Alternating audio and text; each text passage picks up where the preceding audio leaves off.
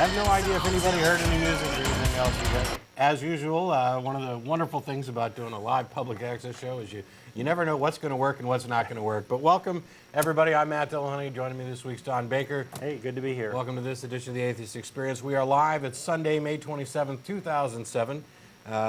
This program is sponsored by the Atheist Community of Austin, a nonprofit educational organization promoting positive atheism in the separation of church and state. It's an opportunity to answer questions and correct misperceptions about atheists and atheism, interact with the public, present views, discuss issues that are relevant to atheism, religion, whatever, and encourage kind of public debate on and reason and a rational worldview based on evidence and not faith. So we'll be talking a little bit more about that shortly. As I mentioned, we're sponsored by the ACA, and in addition to this program, the ACA also sponsors a bi-weekly internet audio podcast called The Nonprofits. That's Prophets. We were live yesterday because we weren't live the week before, and we'll be live again next Saturday, June 2nd. So that airs from 2 to 3:30 p.m. You can find out more information at the website, www.nonprofitsradio.com. You can interact live in an IRC chat channel that we have set up, and a lot of our listeners participate and give us feedback during the show. Visit the website for more information. Right now it's scheduled to be Dennis Lubay and myself, and if that changes, well, I won't have time to inform you, but you'll be surprised. Normally we do the regular announcements right now, but so much stuff's going on and things are changing a little bit that we have to really kind of shake up the announcements, and there's important stuff that we need to tell you about for all the regular listeners. As some of you know, the public access channels here run 3 seasons a year, 4-month seasons, and there's no guarantee that you're ever going to keep your same time slot. We've been on the air for almost 10 years, and for the past several years, we've had this time slot from 4:30 to 6 p.m. Central on Channel 10. That's changing. Beginning next Saturday, June 3rd, we will still be on next Saturday. Next Sunday, June 3rd, we will still be on Channel 10. We'll be on from 1:30 to 3 p.m. It's up there on the screen now. We will not be on from 4:30 to 6 p.m. I don't know if anybody will actually be on Channel 10 that time, but the mini studio is going to be in use for something else. This move, for those of you who are local in Austin, in the ACA, or participate in the events, seriously affects what our regular Sunday schedule is like. We had it all worked out relatively well, where we would have Sunday morning meetings at Ventana del Sol beginning at 11:30, and then we'd have on the first Sunday a lecture series that would begin at noon. All of those times were based on a TV show from 4:30 to 6, and that's changed. So over the coming weeks, this week we're on, of course, at the normal time. If you're watching now, you've figured that out, I hope. Next Sunday we'll be on from 1:30 to 3, and the plan right now is that next Sunday and for the foreseeable future, we will continue to have, the ACA will continue to have meetings at Ventana del Sol, still starting at 11:30, although that may change. All of these meetings, by the way, are open to the public. Any atheist or atheist-friendly person is welcome to attend. You don't have to be a member. The time at Ventana del Sol may shift. We'll discuss it more and see how it fits in with the schedule and what are the changes we need to make. For board members, the board meeting that would normally occur after the Sunday morning meeting on the second Sunday, that's definitely going to have to move. It would overlap with the TV show. So we're discussing it now, and I won't waste much more time on that. All the board members should have access to the Yahoo list for the board members, and we can talk about that online and at the various meetings over the next week or so, because we're 2 weeks out from another board meeting. Next Sunday, being the first Sunday of the month, is also generally our lecture series. So instead of going to Ventana del Sol, we go to the Austin History Center, located at the corner of 9th and Guadalupe. The lecture begins at 12 o'clock. I was scheduled to deliver the lecture for next week, and it was going to be a rip-roaring, wonderful romp through the history of hell. Okay. There's some inside jokes here, because I had to make a choice as to whether or not I was going to go ahead and do the lecture next week and let somebody else do the TV show, or whether I was going to go and do the TV show. I've opted, because it's the first week in a new time slot. We don't know how many people are going to be watching. We don't know how many callers we're going to get. Since I'm the one who's kind of saddled with the responsibility for the show, I have rationalized away my duties to do the lecture, and I'll be here on the show next week. We are still going to be meeting at the Austin History Center, and while the lecture that I was going to give won't be there, I'll do my best to do it at another time, Yeah. and we'll be doing something else there. We'll have a program of some sort, but we're not quite sure what it is. Some kind of event or program. We'll try to make it entertaining, and anybody who managed to sneak a peek at my lecture notes will know that that may not be hard considering the current state of it. But anyway, after the program, what could be as entertaining as hell? I think it's great, and I'm looking forward to doing the lecture, and we will do it. I will definitely do it, even if the lecture series goes away. We'll figure it out. Maybe I'll do it as a slideshow on the program or something. There's some really cool stuff in there and lots of great art. I tried not to get overly scholarly and digging through tomes. I wanted to keep it a little bit lighter and still entertaining. But anyway, enough about the lecture that you're not going to get to see. Dinner after the program, we've been getting together and going to Threadgill's. The program is on currently until 6 p.m., and we normally get down there at 6:30, and that's going to happen today. However, next week, we're only on till 3 o'clock, and 3:30 isn't really a really good dinner time. There's also some concern that it may not be an opportune moment to go to Threadgill's. We're not positive what we're doing next week. I think it's possible that we'll go to Threadgill's anyway and then sort out where we want to go after the fact, but the folks involved in the TV show will get together and discuss that. We'll let you know next week for sure exactly where we're going. But for today, it stays the same. We'll still be going down to Threadgill's after the show. And the good news is that the events that we have that don't take place on Sunday aren't going to change. It doesn't affect us at all. So Thursdays, we'll still have Atheist Happy Hour, Dog and Duck Pug at 17th and Guadalupe. Did I say pug? Yeah, that's I okay. did say pug. But it's not a dog. It's actually a bar, but they call it a pub because they're trying to make it look a little Englishy. But Brain no, fart. it's Very apropos for today's topic. It is. Yeah, between technical problems and things moving around and everything else, I'm a joyful basket case. But no, we're having fun. Dog and Duck Pub, 17th and Guadalupe. We're down there starting at 7 o'clock on Thursdays. That also is open to any atheist or atheist-friendly person. And our new membership/treasurer person has been working with the activities coordinator, and we've got a whole bunch of new events that are on the schedule that I want to let people know about. These events are open to members, prospective members, guests. If you're coming to any of these events with the intent to preach, proselytize, or provoke, please don't. This is a live call-in show. We'll have the number up for you. You can call in. Heck, you can email us. You can email tv@atheist-community.org with questions. You can visit our Yahoo list. We have one specifically called Ask an Atheist where you can come in to ask questions. You can email me directly, president@atheist-community.org. I don't mind. But our other events, we want to have fun. That includes, our dinner events and upcoming. This coming Wednesday, the 6th, or actually it will be next Wednesday, the 6th, we'll be going, having a game night at Thor's Hammer, North 183 near McNeil. We'll be doing that in conjunction with CFI. The Center for Inquiry Austin also hosts a game night on Wednesdays. They do it at Thor's Hammer. We talked to them at a recent event that they hosted, and we're going to kind of do this as a joint event so that we definitely have enough people to play different games and participate, and that there's some interaction between the groups. And we'll see how it goes. And we used to have a game night regularly, but it had to be postponed, canceled. Now we're getting back on that. The following Wednesday, we're doing this rotating schedule of things. The following Wednesday, we're going bowling. The Wednesday after that, we're going to go play some pool. And all of the information is available at the website in the member section. I think it's up there. I don't know if it's up on the public notices. But if you want more information, you can email tv@atheist-community.org, and there's also other email addresses you can hit up. So the website, atheist-community.org, the email addresses, there's the Yahoo lists, there's a phone number, which you'll see, I think the phone number's at the end of the screen. Mm-hmm. There's a frequently asked questions page on the site, so that if you don't get through on the telephone today or you don't want to, a lot of the questions that people ask commonly are up there. We've got a Friday night movie night coming up. That event right now is scheduled for members only. One of our members is graciously offering up his home for members to come down and enjoy a movie night. So hit up the members list if you're an ACA member to get more information on those events. And also, if you're interested in membership, if you're interested in joining and participating and supporting what we do, feel free to visit the website.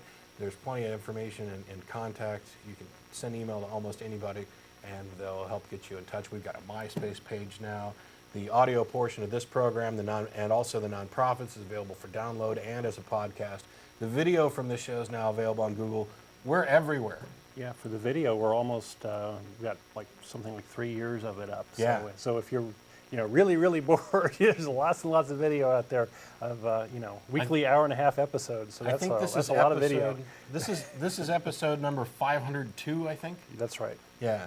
So that's 502 weeks. Now we haven't had a show every single week. But, Yeah, there was. it's some been around a weeks ago. while. Been around a while. Yeah.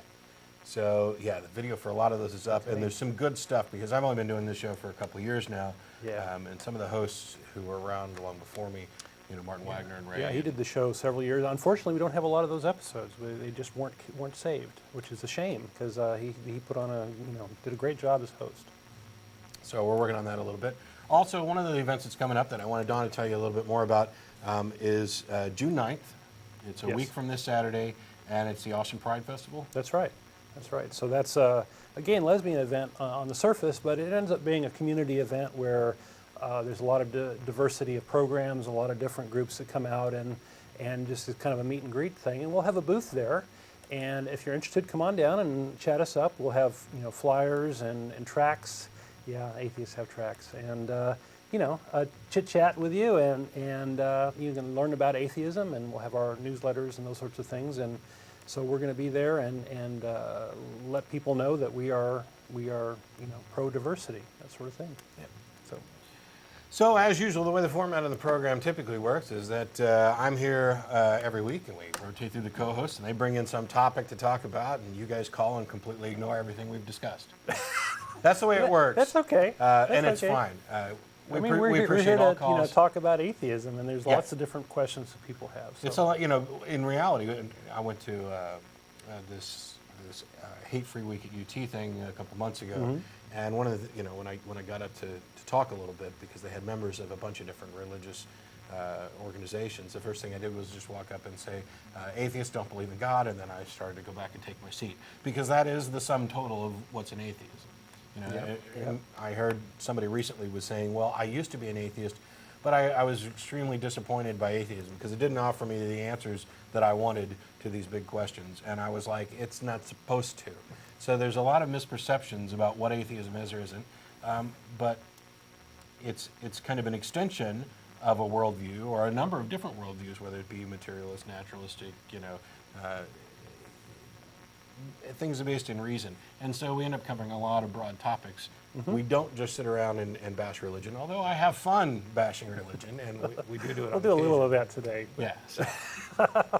So Don's brought in a topic for today. We'll have the phone line up for you in a little while. We're going to talk a little bit about religion and mental health. That's right. That's right. It's a huge subject, and so it was a real challenge to kind of pare it down to something kind of simple and understandable. I think I've done that. So let's start at first principles. One of the goals, I think, of our group and of a lot of folks in general is to not inhibit the potential for rational thought.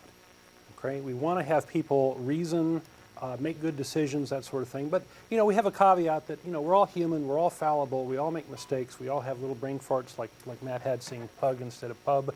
We're all quirky, irrational, emotional at times. So we're human. What can you do, right? So, but we want to try to have the capability for rational thought and such. So as a disclaimer, my interest in this is I want to live in a world where people make good decisions, especially decisions that impact me. Now, I hope everybody in the audience is with me so far. I hope that that's not controversial at all. So we're very much pro-reason because reason is the basis of science. The process of science using reason allows us to create knowledge and understand the world better. It allows us to develop technologies and devices and things like the computer that Matt's messing with and the TV that we're talking to you on and all that good stuff, and allows us to solve problems that make the world a better place.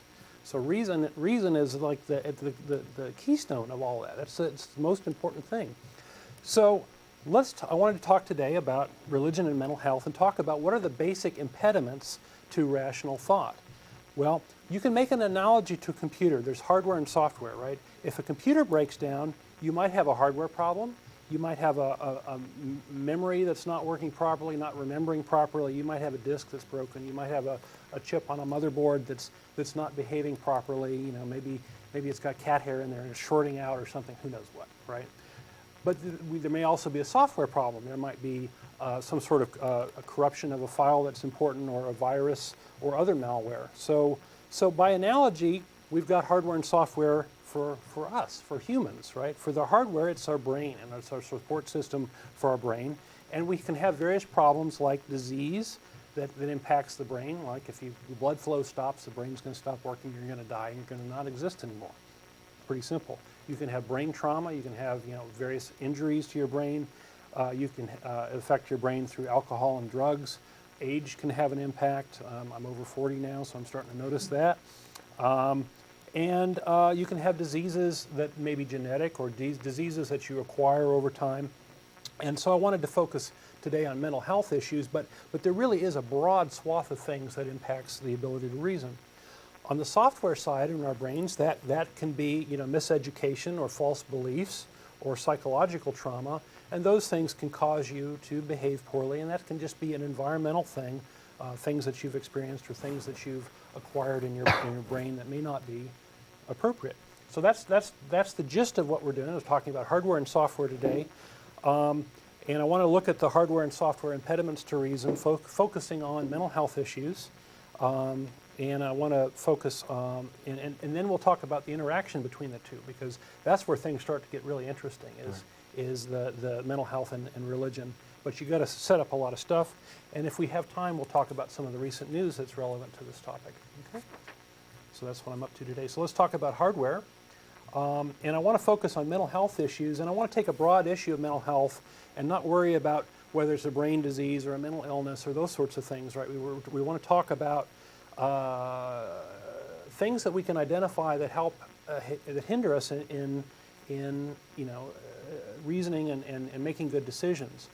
And one of the things that I think really needs to be emphasized here is that a lot of mental illnesses have shades of impairment, right? Some mental illnesses are completely debilitating and you can't function properly. You might be psychotic, you might be very ill, and you might not be able to even feed yourself. This very same mental illness might impact other people in a very limited way. They might, it may only show up at certain times, or may only have certain problems, or you may be able to work around it or deal with it in one way or another. One of the prime examples, I think, of that is schizophrenia, where you have functional schizophrenics, right, who can function in society, and then you have people who just have to be institutionalized because their brain is not functioning correctly at all, and they can't get along. So. Right. It's a very good example. In fact, I wanted to mention, we can mention it now, the guy, John Nash, who... A Beautiful Mind. Yeah, whose life was featured in The Beautiful Mind, was a Nobel Prize winning mathematician. And he, was debilitated by the disease, but was able to achieve a lot. And he was able to sort of find workarounds or find some coping mechanisms that helped him deal with it. And I don't know that much about schizophrenia, but people have told me that movie was a pretty good depiction of it. And I found it a very good movie. Also on the mental health issue, we have this unfortunate problem where we have stigma associated with mental health issues, much more so than many other things. So for example, I wear contacts for eye correction, and this is just completely uncontroversial. By all means, you want to have good vision, you want to be able to drive, you want to be able to read, you want to be able to function, you got to correct your eyes, no big deal. Well, what about the stigma for cancer? Well, not too many years ago, maybe 50 years ago, people were stigmatized for having cancer, right? It's a disease, it's not contagious, and it was sort of fear of the unknown. Well, there's also a stigma for depression, right? And a lot of people are kind of very creeped out by mental illnesses and stuff, and really these are all just diseases. They're all just problems that people have, and they need to be addressed, and so what you need to do is you need to confront these things head on and deal with them, right? Learn about them, find support, find medication if that's helpful, find coping mechanisms. It's all straightforward, just like any other disease, right? So today I want to focus briefly on 3 specific mental health diseases, mental illnesses: bipolar disorder, schizophrenia, and epilepsy. And the reason I want to focus on them real quick is because they have some interesting connections to the religion side. And then we'll flip over to the religion side and talk about their view of mental illnesses and those sorts of things. So bipolar illness is also known as manic depressive illness. It's called a mood disorder, so you can get highs and lows and not necessarily alternating. It can be high and back to normal, and high, back to normal, low, those sorts of things. And the lifetime prevalence of bipolar illness is 0.5% to 1.3%. So 0.5% of the people in the world to 1.3% of the people in the world will experience this disease sometime in their lifetime. So we're talking, like hundreds of millions of people in the world are affected by this disease. So it's relatively common disease. You tend to jump around between two states, a mania or hypomania state, where in the mania state that's one of the highs, and then there's the depressive state in the low. So in the high, you might feel very good, you might feel elated, euphoric, talkative, funny. You might feel your libido's up effectively, you might be feeling very sexual, you might be very active, you would have racing thoughts, potentially when you get higher, those thoughts may be grandiose or overly optimistic, and you might have a reduced need for sleep. If your thoughts are racing at night, you can't sleep very well, and lack of sleep is something that can impact your brain. So this disease can be kind of a negative feedback loop where you become very hindered by it, and a lack of sleep can cause psychosis, and you lose touch with reality, and that's not good. On the depressive side, it's similar to clinical depression, although they're considered separate illnesses and they're treated differently. This fatigue, loss of appetite, anxiety, sadness, guilt, isolation, suicide. So people who've had this include Mark Twain, Jimi Hendrix, the guitarist, Abe Lincoln, the president, Kurt Vonnegut, who recently died, atheist who recently died, Isaac Newton. These are, pretty big names. And this can be a good disease in the sense that there's this link to manic depressive illness and creativity. A lot of mental illnesses can provide a window into creativity. Can be if you're manic, you can be more focused and intense and driven. But it can also be debilitating. So it can be of the mental illnesses, this is probably the best one to have, I would say, and there's good treatments for it. And the link to religion here is these grandiose thoughts. When you're high and you're up, you might you see connections between things. You see meaning in things that may not really be there, and you are very likely to have thoughts of God and feel connected to God and these sorts of things. And also, when you're high, you're fairly charismatic, and I think a lot of ministers and preachers who happen to be very charismatic may have a touch of this because they're very good at that sort of thing. And I should also mention that I'm manic depressive myself.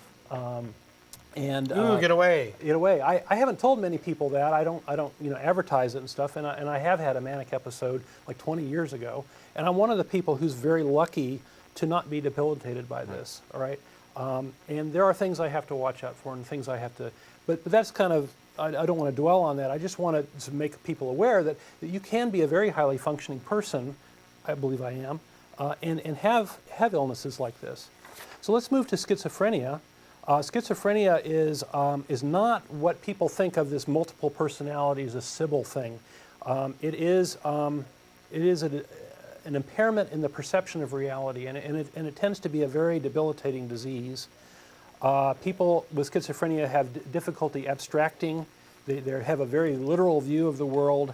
They can have voices or hallucinations in their heads, thoughts that may come as commands. So they may feel like they're possessed, or these voices may have a running commentary that talk about what's going on with the person. And it's kind of like having somebody else in your head. Well, you got Son of Sam. Okay. Davy Berkowitz, whose dog was talking to him. He thought it was the voice of Satan or whatever, giving him the instructions to kill. So obviously, and I'm not a psychiatrist or a psychologist either, but obviously schizophrenia there. Yeah. And we talked about John Nash as sort of the other end of the spectrum, someone who's high achieving. So you can have various levels of impairment with this. This is one of the bad diseases, and it's difficult to diagnose, difficult to treat. There are some drugs for it, and this also has a fairly high lifetime prevalence of 0.5% to 1.0% of the people in the world will be affected by this at some time in their lifetime, which is also a very high number, I think. One of the interesting tangents here is there is a milder version of this called schizotypal personality. And you could call this kind of weirdness. And because this is a genetic disease, because schizophrenia is a genetic disease, you would think that it would be bred out. That people who are schizophrenic don't do a good job of reproducing, right? They don't do a good job of coping in the world, let alone finding mates and making children and raising them, that sort of thing. But why does this persist? And the reason is that like sickle cell anemia, having part of the disease is actually a benefit, right? So this schizotypal personality are people who have sort of magical thinking, are into science, New Age, science fiction, fantasy, but in a very literal way. And these people tended to be shamans in the cultures where these primitive cultures, they were the mystics, the magic people, and they were sort of apart from society, but they were also kind of the rock stars of their tribes. They were the ones, they were interesting, they were the ones, the healers, the ones who could see the visions and those sorts of things. And these people procreated quite well, right? Because you want to have the shaman's kid, because that's a good thing, right? So churches today tend to congregate these people, and the children of two such parents are likely to be impaired. And that's kind of an interesting thing, is that the schizotypal personality folks tend to gravitate towards a religion, and they tend to find other such people in religious congregations, and they tend to have kids that are schizophrenic, or because of this, because they're contributing more to the child of that. So, did you have something? No, I'd actually read about this type of thing before, where you, as kind of an explanation for the promulgation of religion, that not only does it promote these groups that stay together, but where you've got several different schizotypal people breeding, you have this propensity to pass it on, and that's kind of a self-reinforcing situation. Right, because those children tend to be back in that same environment, right. And as a clarification, for those of you who are foaming at the mouth right now, we're not saying that all religious people are crazy. No, but most of you probably are. Sorry. Okay. Well, I'll tell you what. I'll talk a little bit about epilepsy, and then we'll take some calls. So, guys, if you want to put the phone number up, we're a live call-in show, May 27th, and we'll take your calls in a bit. And since we don't have our little control panel here, I have no idea if calls are queued up or not. But it'll work. They'll give us the news. Before you actually get to that thing that you mentioned, Kurt Vonnegut's passing, and I neglected to actually mention this yesterday. One of the things that I wanted to mention also was that Stanley Miller has died. Oh, the Miller Miller-Urey experiments. For those of you who aren't aware, this is the person who demonstrated that abiogenesis, the idea of life, or amino acids, the building blocks of life from non-life, is possible. And the creationists immediately, especially the young Earth folks who look for any excuse to kind of vilify science, will say, well, his experiment didn't really prove anything because he had the atmosphere wrong. The atmosphere that he used to demonstrate this isn't correct for Earth. And you're correct. The atmosphere is not correct for Earth, and the scientists acknowledge that. And the reason that that's completely irrelevant is because he wasn't showing how life did in fact arise on Earth. The only thing that was relevant is that he demonstrated that under some conditions, life can arrive by purely natural means from non-living matter. This is a simple fact. It's demonstrable. Now, it doesn't mean that it happened that way on Earth, but the fact that it could happen means that when you're evaluating the plausibility of various claims about how life began, all naturalistic explanations become infinitely more plausible than the notion that magic man done it. It's just the way it is. Doesn't matter that it didn't match Earth's atmosphere. We know with no doubt that it's possible to get the building blocks, the essential amino acids of life from non-living matter under some circumstances. It doesn't matter how it actually happened. We know that it's possible, and that makes everything about the religious propositions about how life began far less plausible. As if they were plausible in the first. They weren't plausible in the first place, but now you've got, of the hurdles that you would need to overcome to prove your point. It's the God of the gaps thing. The gap is getting smaller because of these sorts of a gap has been experiments. plugged, and a great man has passed away, but left us with great information. So, Okay. Well, let me come back now to mental health issues. I want to talk about another third disease, which is epilepsy. And epilepsy is kind of a misfiring of the brain for some period, and it's kind of like a short circuit or a brainstorm that goes on that's sort of abnormal, and it leads to seizures.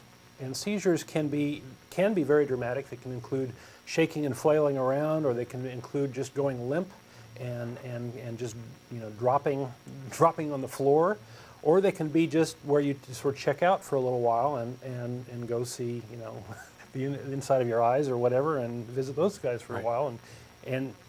And let's see, the lifetime prevalence of this is 1% to 2% of the people in the world will have some potential to have this sometime in their life.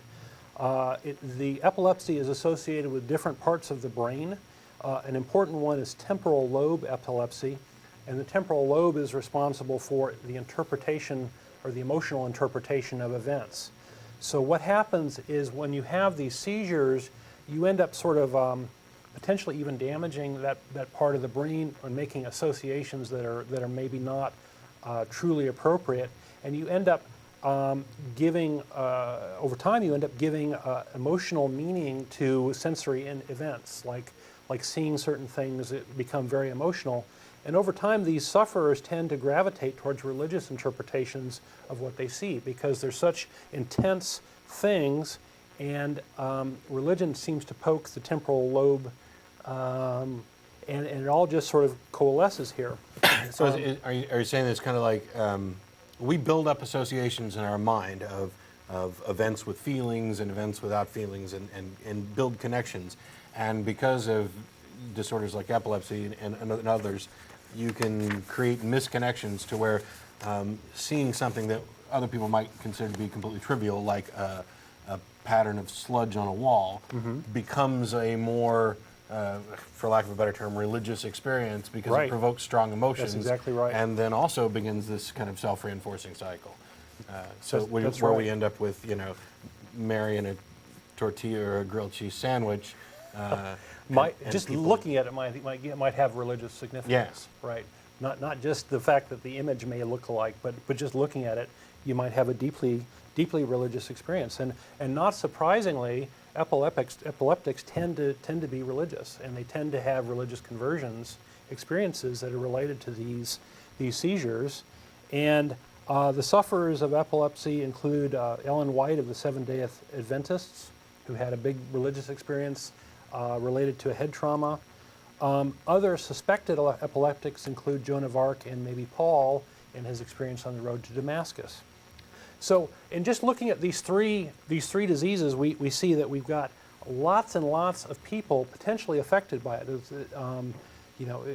It's possible to have multiple of these diseases, but we're talking a significant fraction of the folks here. We'll have a caller, and we'll take her in a minute. There's a significant fraction of the folks in the world who have these diseases, and how much more likely is it that these religious figures in the past, like Paul and Jesus and whoever else, suffered from mental illness than having some real supernatural experience? It's very likely. And there's a very interesting tangent here I'll just mention. There is a field of research that's starting now called neurotheology. And what it's about is looking at studying the brain and religious experience within the brain, and how you can maybe do external stimulation on the brain and get you to have various religious experience. And we can cause, with external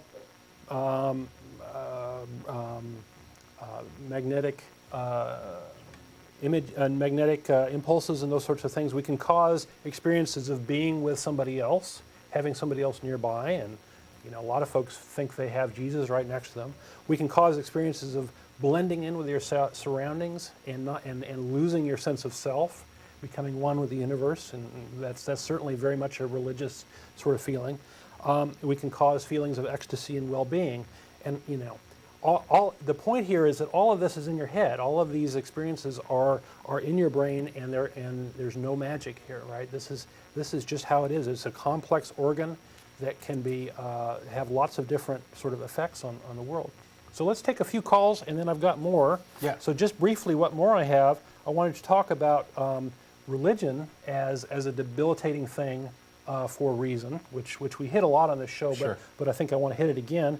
And then I also want to talk about, you know, the interaction between religion and mental health, and how they play on each other, which is also very interesting. Definitely will do that. Okay. The phone number's up on the screen for those of you who are watching right now. As a reminder, this week we're on for our normal time from 4:30 to 6. Starting next Sunday, we'll be moving. Same channel, but we'll be on from 1:30 to 3 p.m. Want to get that word out to everybody. If you know other people who are normally watching but aren't watching today, please feel free to let them know. You can visit the website for more information. You can email with questions. Our Yahoo lists are up, and we'll be talking about what's going on there. But we will be on next Sunday, but from 1:30 to 3. Let's go ahead and caller number 1, I think, is Sue.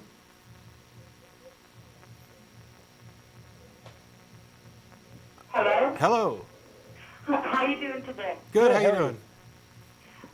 Is our connection bad? It sounds real garbled. It may be a little garbled. Go ahead. We'll try and work through. Okay, cool. I kind of had an epiphany while I was listening to you. Okay. As y'all know, I'm definitely an atheist, but I am an epileptic. And I found out not that long ago that I've had sleep apnea my entire life, which means that I've had sleep deprivation my entire life. Yeah. And almost all of the things that you were describing, at one point or another, somebody said that's what was wrong with me, and what I really needed was a good night's sleep. But Well, you know, sleep is undervalued. It's just super important for functioning. And if you go several days without sleep, you're likely to sort of go off the deep end and start losing touch with reality. And Well, I've been there myself. I can tell you, it's not a good thing. they told me in the sleep study I did that I wake up 25 times a minute. I mean, Wow. an hour. Yeah, Which means every 2 minutes I'm awake. it's debilitating. Yeah, and you don't even And- know that it's happening because you're trying to sleep, or you think you're asleep. Yeah. So it's like been real, like enlightening. I think that you told me through some of what you said what caused my religious search in the first place. Because I think all of us have actually actively searched for religion. Well, I don't think we come to atheism lightly. Definitely. Sure, and you know, there are big questions out there, like where did we come from? Where did the universe come from? Why are we here? You know, what's the nature of good and bad? I think we all naturally want to know those things. Those are human questions, and religion provides an answer to those that you can debate whether or not those are good answers or not. And you know, you can look at it from a more scientific worldview and an atheistic worldview, and come at some of the answers also that way. But the search is worthwhile, and I'm glad you're doing that. Well, you know, I'm not. I've kind of ended my active search. Now I'm just doing things like comparing Bibles and stuff. Back probably 25, 30 years ago. Yeah. But there was a point where it was real important to me. I mean, there's a lot of people that believe in religion, and when you walk around going, but I don't think so, you know. That's really a common argument. You know, there's a few places, if you actually, and I have on the show and off the show, get into like a lengthy debate with somebody about what their beliefs are, you end up kind of regressing back to one of a couple different points. And one is, where do we all come from? Why is there something instead of nothing? Why are we here? You know, how do you explain all this? That's one avenue. And the other one ends up being, well, there's so many people throughout all of recorded history who have believed things like this, that there just has to be something to it. And in fact, there doesn't have to be anything to it. as far as religion's concerned. There definitely is something to it. And what there is, I mean, when I say that, I'm talking about throughout recorded history, millions upon millions upon millions of people have believed in a God. But that doesn't mean that a God exists. It does mean that something is going on. Nothing supernatural is necessarily going on, but something's going on. And it turns out that when you actually go and investigate it, which is something that is worthwhile, which is necessary, it would be silly to just dismiss. I mean, you know, the belief of millions doesn't serve as proof for it, but it would be silly to dismiss it as completely irrelevant. And when you actually go and investigate, what we find is that there's completely natural explanations, not only for the supernatural events that occurred. Don's talked a little bit about, you know, some of the mental health issues that may have been involved, but it really is just an extension of who we are. We are curious, inquisitive. We don't like to not have an answer. It's very uncomfortable not to not have an answer. We want to find out as much as we can, and we're also social creatures who like to interact with each other. This builds up a sociological setting where religion is a natural phenomena. It's something that occurs out of what we are and who we are. But that doesn't imply that there's anything real in the supernatural sense behind it. So yeah, I think it's a search that everybody kind of participates in, and it's an investigation and a pursuit that I think is worthwhile. I just wish that more people would realize a little before it's too late, before they've wasted their life or whatever, the one and only life that we know we're going to get. I wish they'd kind of realize that, you know, this is potentially a nice thing. You know, this feeling of camaraderie and kinship and you know, a meeting on ideas that we all share. But it would be nice if they realized that there's a very, in many cases, immoral, divisive, hateful dogma that is more harmful to society than it is helpful. Religions can do all kinds of good things. There's also a certain attractiveness to the ritual of religions. Oh, sure. I don't know if you've been in Austin long enough to remember Jim Franklin and his pumpkin stomps over at the Armadillo. Mm-hmm. But he, at Halloween, he would climb a ladder. They have a ladder on stage. And he would start off on the bottom rung and yell, "Somebody give me a pumpkin." And they'd give him a small pumpkin, and he'd make everyone repeat after him, and he'd recite, "Peter, Peter, Pumpkin Eater." And he'd smash the pumpkin to the floor, and then he'd climb a step of the ladder, and he'd do the whole thing again. And by the time he got to the top of the ladder, he had a huge pumpkin. And he'd throw it to the floor, and he'd say, "We freed Peter's wife." And I swear you could have made a religion about that, because the whole crowd would get involved in it, and it was like... I think that, you know, at first... those things are infectious, aren't they? I think it's a Yes. great You're seeing the example. charisma, Definitely. and it's very easy to get people motivated if you just push the right buttons. Yep. Well, y'all have a good Memorial Day. And, Thanks, you too, sir. This is really an interesting show today. Okay, Well, when you good. tune in next week, remember to tune in earlier in the day, because we're moving to try. 1:30. Yeah, we're I moving. will try. Thanks a All right, lot. Thank you. Bye. We, you can make ooh, I heard my own voice. Okay. We- The voice more of God. technical problems, more goodness. Yeah, I think there's lots of things that you could make a religion out of. And I want to take a half a second to do another minor rant here. We've talked about it before. I talked about it yesterday on the Nonprofit Show. I want to mention it briefly here.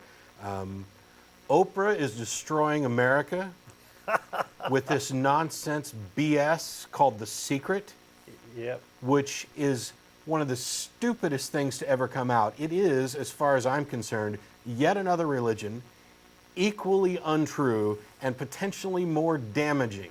This idea that if you have positive thoughts, positive things will come to you. You want something good to happen, then just think about it hard enough and make yourself one with the universe and ask for it and you'll get it. It's BS. It's a good scam. Is And what it does is it not only victimizes people, it takes their money, promotes irrational thinking, but it turns you all into victims. Because if something bad happens to you, it's your fault. You didn't think positively enough. You didn't look for Right, the good blame the things. victim. Yes. You know, let's say my spouse is dying of cancer. This book says that all I have to do is think really hard, and the good thing is that she'll be cured. So if she died, it's my fault for not thinking positively enough. It makes victims out of everybody. It belittles rational thought. It is a poison that is definitely comparable to religion, and it needs to stop. Somebody needs to, and Oprah realizes this too. Oprah got a letter from a listener who said, I'm a cancer patient. I saw your show about The Secret, and now I'm going to stop my cancer treatments and start thinking positively. And Oprah all of a sudden says, maybe I need to exercise a little bit of responsibility here since I'm throwing my weight around. And she said, well, let's not stop your cancer treatments. She pretty much finally said, let's not put too much into this. I thought it was a secret of the universe. Yeah. You big fraud. You have responsibilities. You should have researched this stuff beforehand, but you're worried about making a buck, and you've got throngs of masses who'll do whatever the hell you tell you, whatever the hell you tell them, and now this book's a massive seller, and you're polluting everything about society. It's offensive, it's obscene, and you are immoral for promoting it. But Well, it's interesting to watch Oprah because she's a very powerful person. definitely, and she does some great things. She has a huge influence, and she does some wonderful things. Just and, like religion. yeah, Oprah and religion both do good things, but they're both killing people. Well, with great power comes great responsibility, right? Yeah, go see. That's what I said yesterday. Go see Spider-Man. Obviously, Oprah missed that. That's from the comic book Spider-Man, and it's very true. With great power comes great responsibility. It just bugs me so much because, on the one hand, you've got these people who talk about the new atheism and the militant atheism, the fundamentalist atheism. That's a bunch of crap. But it's, well, we should try and play nice, and I can have my beliefs and you can have your beliefs. You're absolutely right. You are free to believe whatever you want to believe. I'm just here trying to encourage you not to believe things without good reason, not to believe things that are harmful, not to believe things that are causing harm to other people. Your rights to your beliefs end where other people's rights start.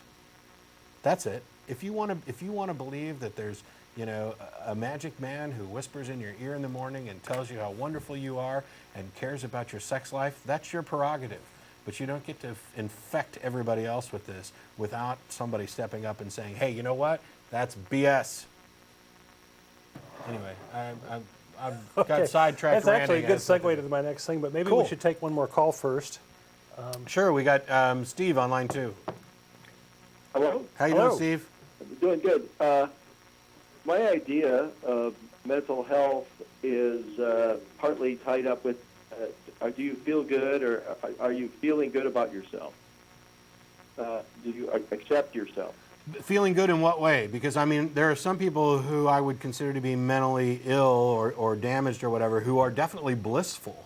Yeah, there are diseases that you can have where you're not even aware of your own dysfunction, right? Well, that's I don't mean that. I don't mean that just because you feel good, you're healthy. Right. But it's an aspect of being a healthy or well person is to have a sense of well-being about yourself. So I'm not trying to say anything beyond that.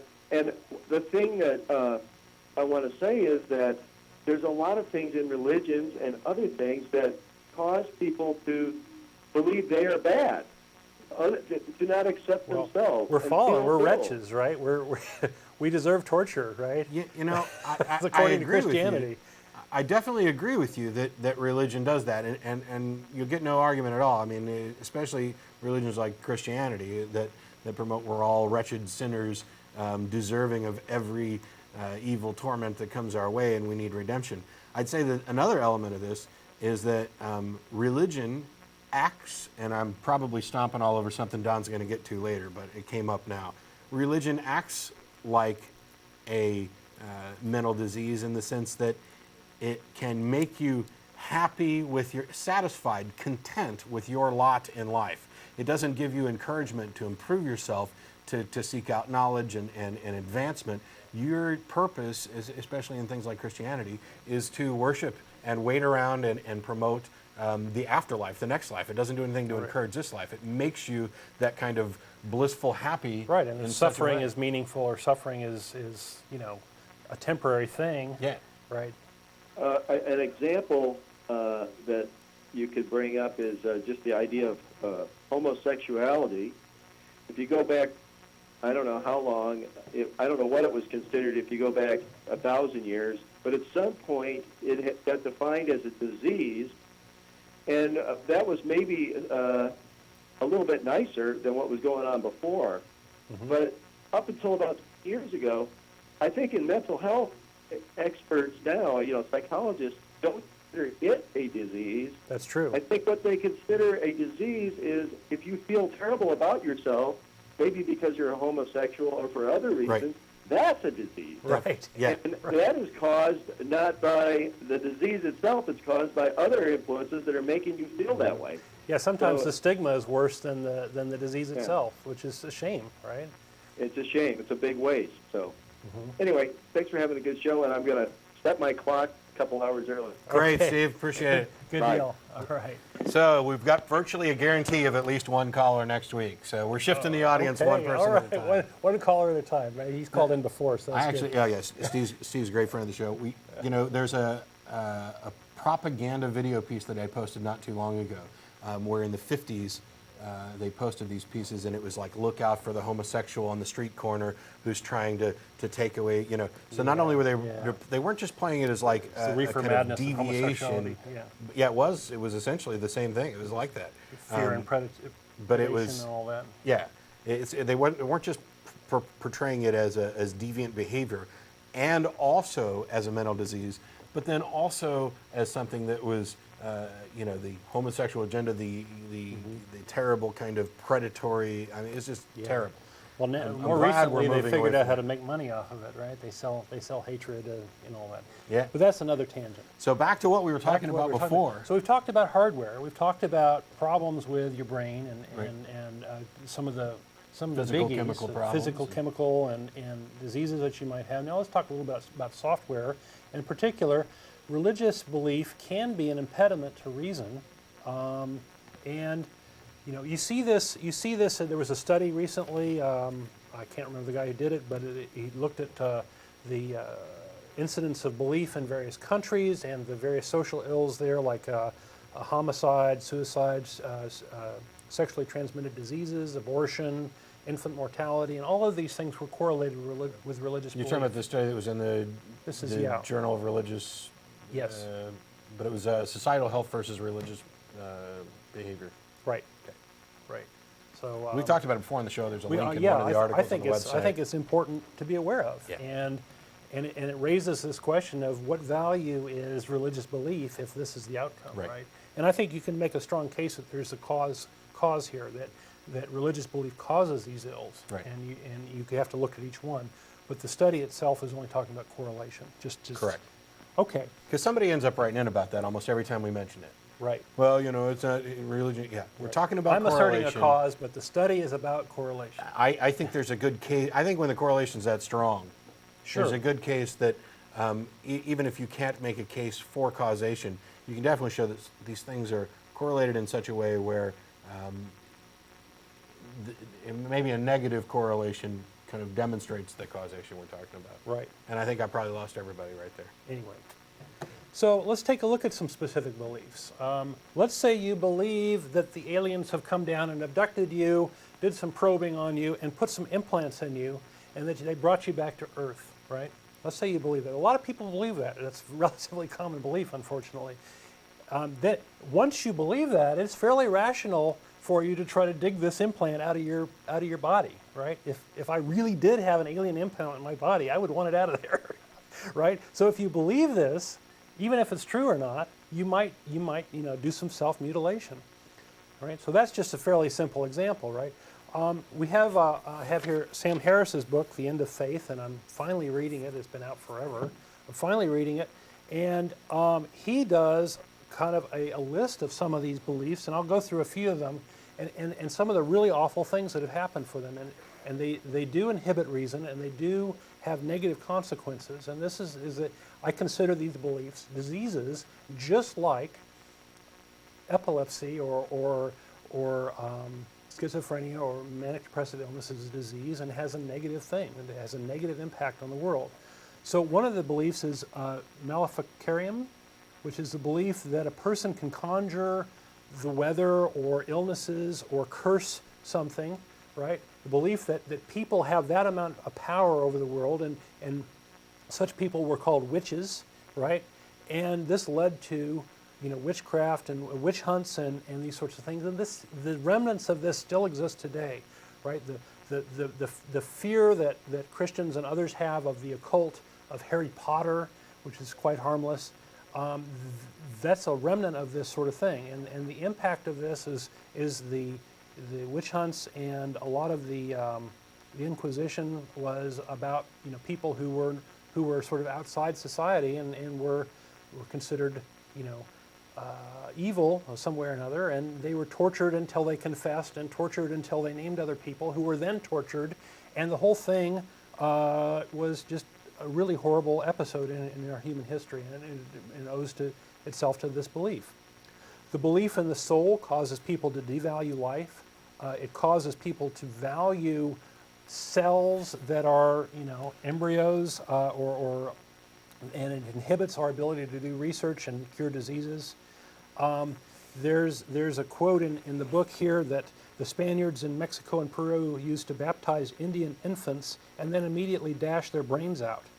By this means, they secured these infants went to heaven.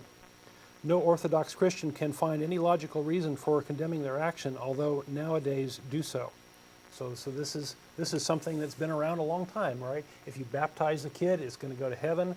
If you kill it, you're guaranteed it's going to go to heaven. We've talked about it before with these women who, I think we can make a good case that they're suffering from mental disorders, who have drowned their kids or cut off their kids' arms or some other way they've killed their kids. If in fact you believe that infants go to heaven, right? and because heaven they're is free the of best, sin, and because right? they're free of sin, and the Catholic Church has now done away with limbo, with the holding place, and now evidently that's what they're saying happens, and that this is a good place and they're going to go there for eternity, then the absolute best course of action for you to take, if you truly love your kids, is to kill them before they have a chance to become infidels and enjoy a wicked life that's going to lead them to hell. I mean, strictly logical extension of those beliefs, that's it. Yep. Fortunately, some of us are, Yeah. I think most all of us, recognize that even though that is the logical extension, it's immoral and wrong. And I just go the step further and say that not only is it immoral and wrong, but it demonstrates that your religious beliefs are immoral and wrong. But, Right. That's kind of what we're saying here. So belief in the afterlife, belief in heaven. Once you believe you're saved, you can do anything you want. If you go and under some kill religions, the definitely. infidels and you happen to be martyred, and as part of that, you get 72 regenerating virgins in heaven, and life is good, or the afterlife is good. A lot of these afterlife beliefs led to the Inquisition. It was thought that people had the potential to unsave certain people through heresy and these sorts of things. And if these heretical ideas got out into the public sphere, that many people would not go to heaven. So it was their goal to get rid of anybody who was a heretic and burn any book that was heretical and any book that countered the church's beliefs. And so many people were killed in horrible ways. Again, with this confession and naming your accomplices and all this stuff, and all of this leads back to these beliefs of the afterlife and the soul and these terrible things. And all of these diseases, all of these exist today. We can name 1,000 more. We can have a day of show on these various beliefs, and we talk about them on the show all the time. So such beliefs are maladaptive. They're delusional. They are against reason, and we speak out against them, and we feel much the same way about these things as we do with mental health issues. You want to rid yourself of these things if you possibly can. They are diseases, they're disabilities. Let's take another call, and then I'll come back. Sure. We got on line one, Phil, I think. Hello? Okay. Hello? Hey, Hello. Phil, how you doing? Hey, pretty good. How y'all? Good. Good. Do you have a question? Yeah, hold on one second. Please turn on my TV real quick. There we go.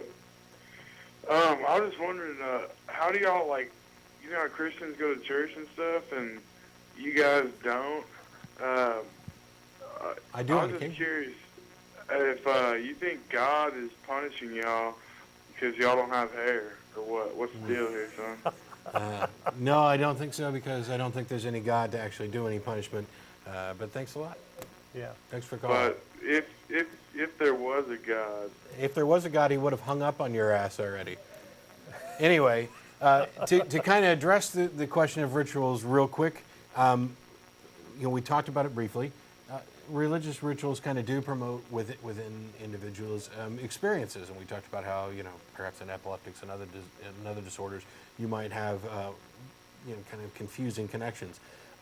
If the concern was, what do you replace religion with? Some other people have said, and I think rightly so, it's like, what do you replace cancer with? Once you're cancer-free, what do you replace it with? Well, I had cancer, I'm now free of cancer, what should I replace cancer with? How about life? But if you're talking about the things that a lot of people say religion does for them, which I don't believe it necessarily does properly, which is instill a sense of awe, my sense of awe is not gone. I saw a picture the other day from one of I think it might have been the Hubble, where they've discovered what they think is a cloud of dark matter, which they've kind of highlighted. But I wasn't as concerned with that as the image itself. In this small piece of the sky, there were thousands upon thousands of galaxies in all different states of formation. And the notion, and that's just, It's mind-boggling. I don't think people look at that and really grasp what that is. I mean, I'm a guy in a room, in a small town, in a state, on a continent, on a planet, a tiny one in this solar system, which is, just, you couldn't even see it as part of this one galaxy, and there are billions of them. Yeah. And Just knocks your socks off. that's awe-inspiring. Religion claims to offer comfort. I don't think it's religion that's offering comfort nearly as much as that it's the interaction with other people that you find among religious people that offers them comfort. I can get that comfort from friends and family, and I do. And I provide that comfort from friends and family to the friends and family and other people because I see that as a good thing, a good movement, because I care about other people. If I was as this selfish thing that some people think atheists are, I wouldn't be doing this show every week. I certainly wouldn't be ranting about things like The Secret and religion. I actually give a damn about people. I'm not some angry misanthrope who decided to shrug off God. I went out seeking to prove that my beliefs were true, and so that I could help lead other people to the truth. And what I found out is I was wrong. And so now I'm trying to demonstrate that truth or help other people realize what I've discovered, because I think it's positive and beneficial. These notions of feelings of comfort and rapture and exaltation and whatever else that you get out of participating in religious ceremonies, all of that's available elsewhere. You don't need religion for any of it. There's not one single good thing that religion actually does that can't be accomplished without religion, bald or not. Yep. Good I answer, love Matt. when they call in about the hair thing. Well, you were talking earlier about, what do you replace, when you get rid of religion, what do you replace it with? Yeah. And you should have just said, well, when you get rid of your hair, what do you replace it with? Yeah. I'm not wearing a hat or a wig or Yeah. anything. Yeah, you go bald. That's okay. It's better. See, I have this theory that I've pushed before, that the more active your brain is, the more chemicals and energy it actually produces, which robs your hair of nutrients, and therefore Sounds the good bald to me. people are smarter. Sounds good to me. We can rationalize with the best of them, can't we? Anyway, let's keep going. As a reminder, we got like 25 minutes left in the show or so. We're on 4:36 this week. Next week we'll be on from 1:30 to 3 p.m. The note will be up on the screen. You can find out more at the website and other stuff. But we're going to keep talking about religion and Yeah, mental well, health. what I have next, we don't have a huge number of callers today, so this is good. Yeah. I have two more riffs. Cool. One is the interaction between religion and mental illness, which is, I think, probably the most interesting one. And then I have a bunch of news stories that have come up about folks that in various state of religious indoctrination and mental illness who have done shootings and bombings and all sorts of things. So we can hit some of those stories later on. So the interaction between religion and mental illness, I think. There are some very interesting interactions here, and I think this is where the sort of meat of the show is, effectively. And I think that you can have a religious interpretation of mental illness, of an episode or a thing. That's one thing. You can have a mental illness giving you a particular affinity for a religious experience or religious belief, those sorts of things. So where you're saying like your mind's more tuned to accept certain types of experiences? Right, right. That's the second one. The third one is, I think religion tends to inhibit people getting help for their mental illness, and this is kind of the saddest one of all of them. So for interpretation, there's this word touched, where Yes. you're touched by God, and you also, these are also applied and to that old TV show, Touched by an Angel. touched yeah. by an angel, right? And for those that are not familiar with the term, it sort of means, well, touched by God can be a literal thing, right? And God reached down and touched you, but it also sort of means that you're maybe mentally ill, and I think that's kind of, you find these little words and little phrases that have a lot of truisms in there. I think that's pretty I've interesting. heard people used to say, touched as in they're a little touched in the head as an actual reference to mental illness. Right. By the way, as a public service announcement, if you're a young person and you've been touched by a minister, call the police. So I'd throw that in there Yeah. for fun. Good plan. Also, Threadgills. Threadgills. I've got to promote Threadgills. I've been Okay. talking so much about the shows being moved. After today's show, we'll be going to Threadgills as normal. The show's over at 6 o'clock. We'll be down there around 6:30 for dinner. It's on Riverside. Information's on the screen. Back to you. Come down and hang with us, yeah. So if you are having a seizure or you're having some sort of delusion, that might be a symbol that you're having some sort of divine experience, or that demons have possessed you, these sorts of things. We talked about that before. Yeah. Schilling, who works on the show a lot with us, ACA member as well, has Tourette's, coprolalia, a specific type of Tourette's that'll cause you to say inappropriate things or whatever. And he and I talked about this idea of that many of the claims of demon possession and other things, the descriptions of what actually happens sound so much like what we see with people with epilepsy, absolutely. Tourette's, all of these other mental Absolutely, illnesses. yeah. So, and I should emphasize here that religion has contributed nothing, zero, nada, to our understanding of mental illness. Yeah. Right? It's contributed nothing to anything. It's retarded progress Right, it's towards finding it retarded out. progress. And so these religious interpretations, I think, are sort of a natural thing. Unfortunately, because religion is so prevalent, it becomes the sort of ambient rationalization for something. If something is out of the ordinary, you tend to kind of want to come up with an explanation. And the nearby explanation is, well, if I believe in angels or demons or whatever, it must be one of those because I have this thing ready and handy. So the very fact that religious belief is sort of ambient and so prevalent causes us to believe that. Also, if you happen to have a religious experience yourself, you tend to give it meaning immediately, and that tends to be based on what you have in your head, what you think, what your worldview is, those sorts of things. So very often these sorts of things are given a religious interpretation, and this gets back to the whole question of, well, was Paul's seeing of the burning bush, was that something that really happened, or was that that's something? Moses. Moses. Oh. Okay. Moses saw a burning bush. Paul saw Jesus on the road to okay. Damascus. Same difference, right? Yeah. Same question, right? Was know. this real, or was this something in the guy's head, or was this something made up? It's far more likely that it's made up or in the guy's head. Hey, this is something we've talked about a number of times, and I mentioned it on Nonprofits yesterday. David Hume, who I consider to be basically the father of modern epistemology, has this phrase where he says, if somebody comes to me and tells me that a man has risen from the dead, I have to think to myself, is it more likely that this person has been deceived, is attempting to deceive, or that the event actually occurred? Mm-hmm. And what we find is that it's more likely that the guy's either wrong or trying to mislead you than that somebody's actually risen from the dead. That doesn't tell you exactly what happened, but it tells you how to proceed and what a good way to start is. Sure. Those are very good questions to ask.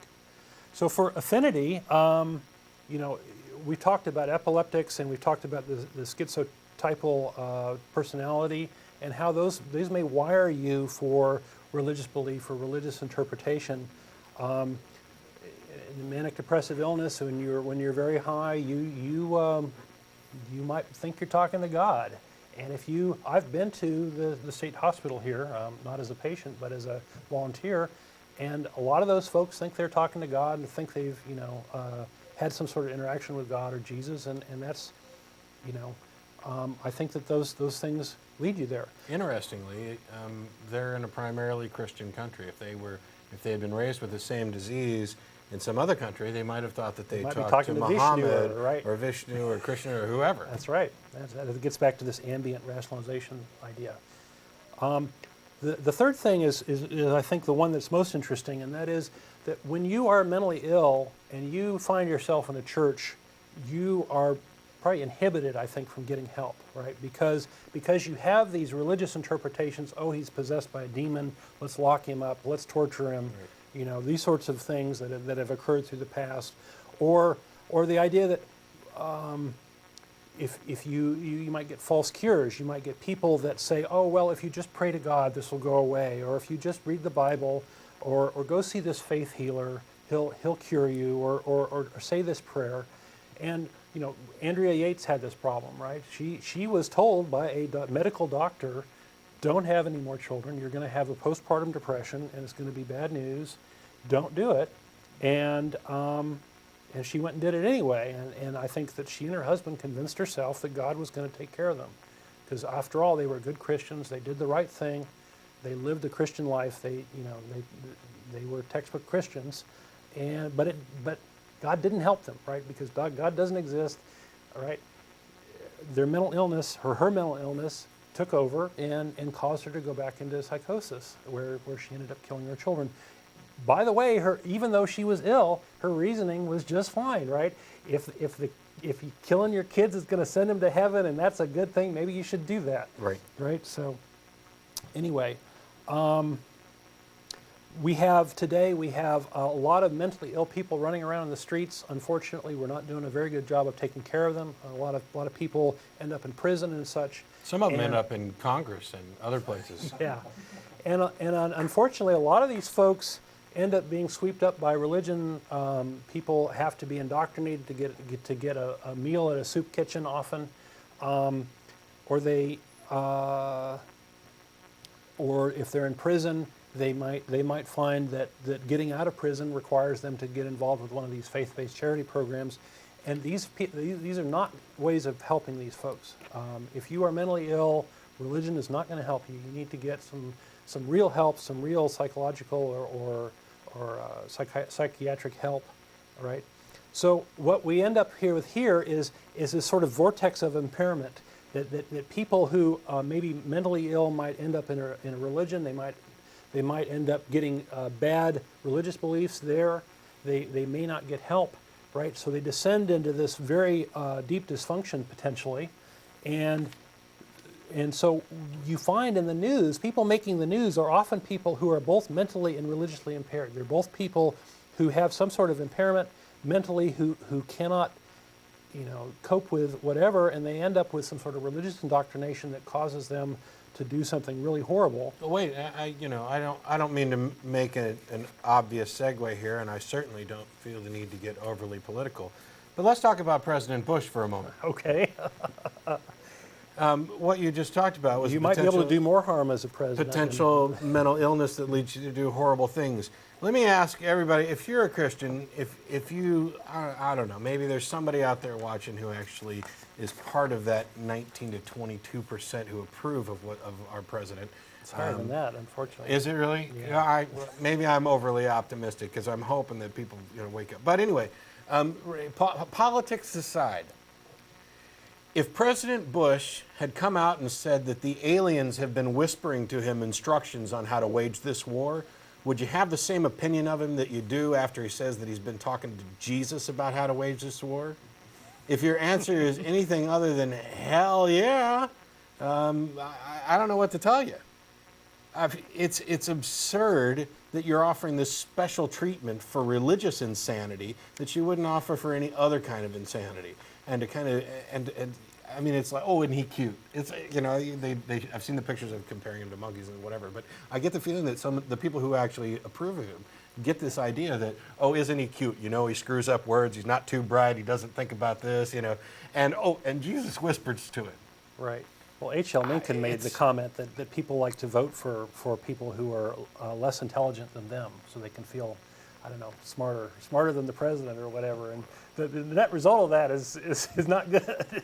I think he would have got more than 51% of the vote then if that was the case. Right, but I think Bush really does believe that God has chosen him to be president. I think he believes and it that too. he has some sort of divine guidance in making the decisions he does. I think it's a So, prime example of mental illness relating to religion and being kind of yeah, accepted. even if he is really, he's got delusional beliefs, but he may be sane. Yes. No, I'm not saying that the Yeah. guy's necessarily crazy. Right. Stupid, I'll say that, but not crazy. So let's take another call, and then we can come back. I'll hit some of the news items. since Sure. We got mix it up a little bit. online too. We got David. Yeah, hey guys. How you doing? Hey, I may have talked to you about this before in the past, but we were talking about mental health and religion at one other point. Anyway, I just wanted to Uh-oh. We lost him. We lost David. Hi, am I gone? You're No, back. you're back now. I'm back. Okay. You wanted to recommend something? Yeah, I recommend a DVD, a documentary called The Devil and Daniel Johnston. Right. You know it? I haven't seen it yet, but I remember the Well, recommendation. tell us Okay, a little so I bit did about right. it. I wasn't sure. Give us a one or two sentence. Well, Daniel Johnston he's a local musician here in Austin, and he had a breakdown about on and off, kind of like 15, 20 years ago, and then sort of ongoing.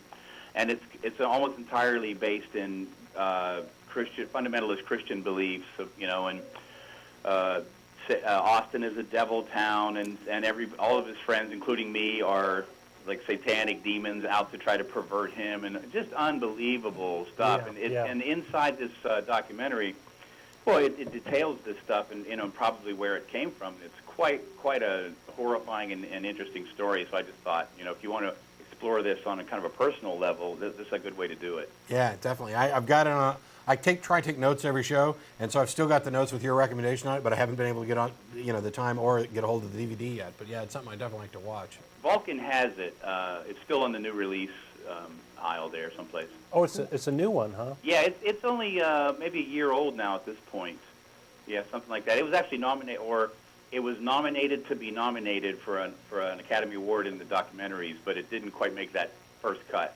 Well, that's further than I wasn't even nominated to be nominated for an Emmy, so it's got me beat. Okay, take care, guys. Thanks, David. Thanks for the recommendation. Yeah, I'll look into that and see what we can do. Hey, I can hear my voice again. Let's go on to line one. We got Jim. Hey guys, how's it going? Hey, how you doing? I'm doing well. I just happened to catch your show, and you were talking about the mental health issue, and it amazes me, especially now from firsthand experience in my recent past, how much of a monopoly the whole 12-step paradigm has a stranglehold on what is recommended to quote unquote cure or treat people who are suffering from substance abuse, and they fail they just completely ignore how it is almost an exact just replacement, whether it's the theology, the ritual, the scripture, how it's just basically another form of, at its core, a very authoritarian Christian-based theology. It's almost a substitute addiction, right? Absolutely. I mean, you have the 12 steps instead of the 10 Commandments. You have the big book instead of the Bible, and I should do a show on that it's amazing how sometime, it's just accepted that is the standard given. When you get quote unquote sent to treatment, it's almost shocking to find one that is not based in this type of doctrine. Yeah, there are some atheist freethinker groups that have an alternative, and I can't remember the name of it. I think it's STOP, S-T-O-P. I forget what it stands for. There's a free thinker group here in Austin. I noticed that, and I thought, well, good on Austin for at least having somebody who can think outside of the paradigm a little bit. There and, are some alternatives the to the 12-step movement Right. as well. But I think that so many people just seem to think that the whole 12-step based form of healing is just basically a bunch of people sitting around and just kind of sharing their war stories. But you go to it, and you feel like it's almost. I felt like I was back in a Catholic mass now. Yeah, it reminds me a little bit of a church service and a little bit of a funeral, because when you look around at these people, one of the first things that they're doing is saying, "I can't do anything about my problem. I need a higher power to help me with my problem." They're miserable, and basically they'll tell you flat out, "Welcome to the rest of your life, or else you will die." And I think, well, very interesting philosophy. So Not to belittle the difficulty. The town I lived in and go somewhere else. Yeah. No, Yeah, not to belittle the difficulty of how hard it is to deal with substance abuse. It can be it's- very difficult to kick, but what I'm saying is take responsibility for your own life and take credit for your achievements. When you've worked hard and you've managed to kick the substance abuse, knowing that you did it, and yes, do it with help. Do it with help from friends and family. Do it from help from experts and things that are real. And in the end, the satisfaction that you'll have for knowing that you did it, that you are responsible and you are now in control of your own life is infinitely more rewarding than thinking that the only reason you kicked it is because, some benign dictator decided, yeah, he doesn't need to be addicted anymore. It's absurd. Bravo. I couldn't have said it better myself. Thanks a lot for calling, Jim. Thanks a lot. And also, as a reminder to Jim, we'll be going to Threadgills after the show. We're on for another 8.5 minutes or so. We'll try and get to some more Don stuff real quick. Threadgills, we're on till 6 o'clock. We'll be down there around 6:30. And next week, as a reminder, we'll be on from 1:30 to 3. So Yeah. I don't know if I can say that Do you want to do any other announcements before we kind of go out with a bang? All right. Or go out with a I whimper or had, something? well, you had one news story that we both wanted to comment on.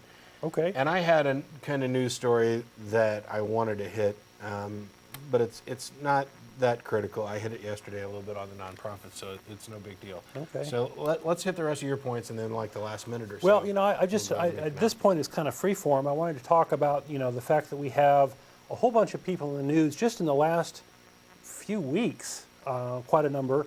We have Paul Ross Evans, the guy that set the bomb at the family clinic here in Austin. He was someone who had a head injury and potentially a brain tumor, but at the same time, and supposedly is having issues with impulse inhibition, right? So, but it doesn't explain why you would go and do that particular thing. Right. Why not go after a McDonald's or something? Why? Yeah. Right. Why? If you're painting swastikas on a synagogue, right?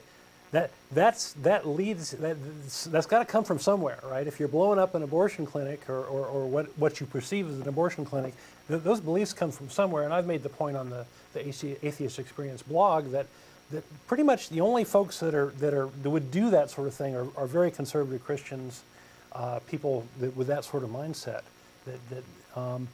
So that's one issue. We got the Galveston mom who blames Satan for her husband trying to kill her child in the microwave. It's a sad thing. The husband was studying to be a minister, but he's clearly mentally ill. It's just terribly sad. It's sad on both levels, right? That story absolutely made me sick. Yeah. And I'm not saying this to knock religion. Okay, yes, the guy was in town looking for work as a pastor. And yes, they made this excuse that the devil made him do it because he was too concerned about what kind of successful pastor this guy was going to be. I don't want to misrepresent that as the average normal Christian belief. Obviously, something here was wrong, but what was wrong was polluted by religion.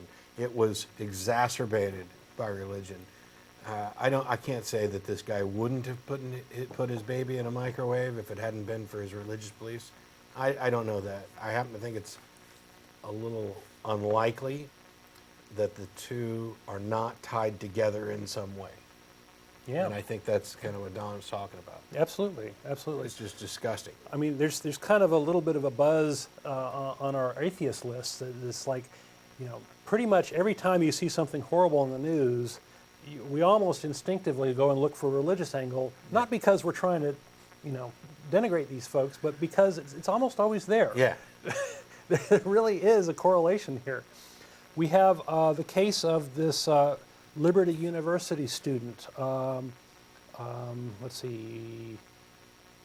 His last name is His first name is not jumping out at me, but he He believes that he was a devout evangelical Christian who advocated religious violence in the name of American nationalism. He was going to this funeral of Jerry Falwell to do a counter protest for the Fred Phelps, right, who's also a piece of work. Yeah. Fred Phelps. Piece of something.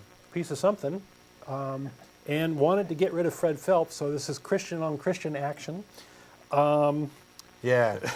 They were so bothered that Fred Phelps was going to come and be rude and disrupt Falwell's service that they thought they'd be even more rude and create some fire bombs. Now let me say two nice things about Fred Phelps. One I said a is, bunch yesterday. well, okay. I You love said a him. bunch. Okay. One is he's doing a good job, I think, of helping us figure out what the boundary is for free speech. I think he's pushing the envelope there, and we're benefiting by that. The other thing is he apparently throughout his history was very helpful at getting rid of a lot of the Jim Crow laws. And Almost helping single-handedly in Kansas. yeah, so he's done some admirable things. Not that I like him, not that I agree with him. So this old guy was more or less one of these sort of militant, I think you can very much say he's a militant Christian.